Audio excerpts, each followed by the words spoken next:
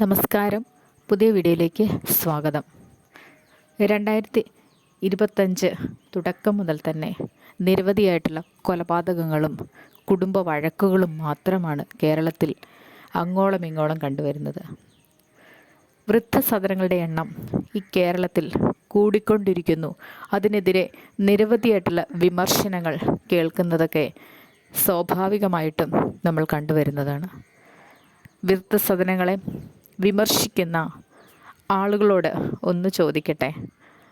സ്വന്തം മാതാപിതാക്കളെ ചുറ്റിക കൊണ്ട് തലക്കടിച്ചു കൊല്ലുകയും ക്രൂരമായി ചവിട്ടിക്കൊലപ്പെടുത്തുകയും യാതൊരുവിധ പ്രകോപനങ്ങളുമില്ലാതെ കഴുത്ത് ഞെരിച്ച് കൊലപ്പെടുത്തുകയും മറ്റ് രീതിയിലുമുള്ള കൊലകൾ മാതാപിതാക്കൾക്ക് നേരെ ഉയർന്നു വരുന്ന ഈ സാഹചര്യത്തിൽ വൃദ്ധസദനങ്ങൾ ഉണ്ടായതുകൊണ്ട് പ്രയോജനകരമല്ലേ എന്നുള്ളൊരു ചിന്തയിലേക്കാണ് പോകുന്നത്. മക്കൾ അവരുടെ കൈ വളരുന്നോ, കാൽ വളരുന്നോ, അവരുടെ ആവശ്യങ്ങൾ എന്തൊക്കെയാണ്, നിരവധിയായിട്ടുള്ള പ്രതീക്ഷകളും സ്വപ്നങ്ങളുമായാണ് ഓരോ മാതാപിതാക്കളും അവരുടെ മക്കളുടെ കുഞ്ഞു പ്രായം മുതൽ വളർത്തി വലുതാക്കി കൊണ്ടുവരുന്നത്.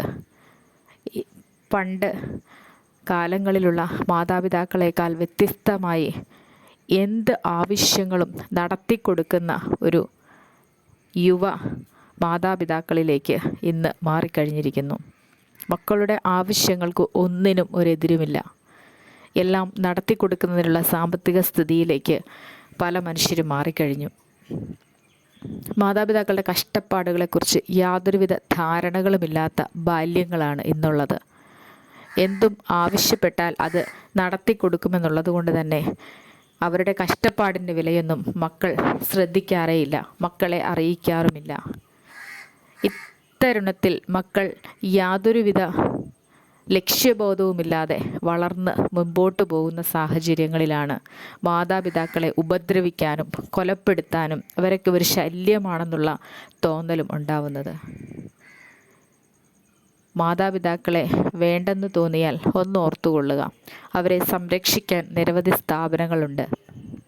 മാതാപിതാക്കളോടൊപ്പം കഴിയുവാൻ മക്കൾക്ക് താല്പര്യമില്ല എങ്കിൽ അവരെ കൊന്ന് കൊലവിളി നടത്തരുതേ.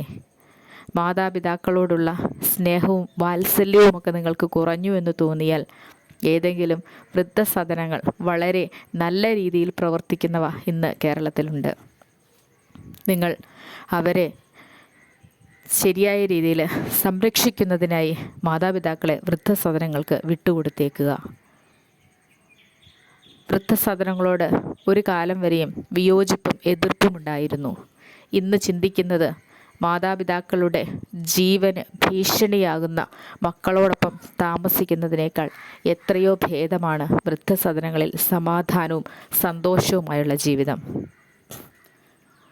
ആയുസ് മുഴുവൻ മക്കൾക്ക് വേണ്ടി ജീവിതം ഒഴിഞ്ഞുവെച്ച് അവസാന കാലങ്ങളിൽ തൻ്റെ ശരീരമെല്ലാം ക്ഷീണിച്ച് യാതൊരുവിധ പണിയും ചെയ്യാൻ ആവാതെ വരുന്ന സാഹചര്യങ്ങളിൽ മക്കൾക്ക് മാതാപിതാക്കളെ ആവശ്യമില്ല.